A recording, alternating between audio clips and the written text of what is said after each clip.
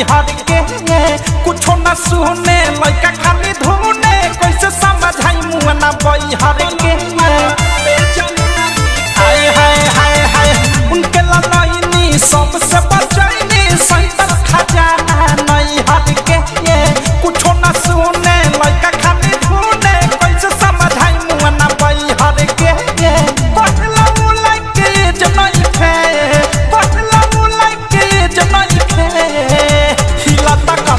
से जनाई खे पलमुआ ते जनाई खे हिलता कबो से जनाई खे पलमुआ ते जनाई खे पलमुआ ते जनाई खे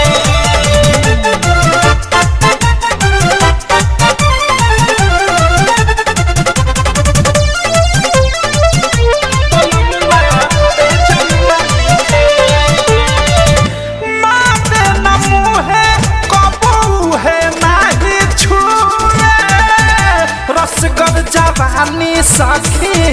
ठोपे ठोपे चुए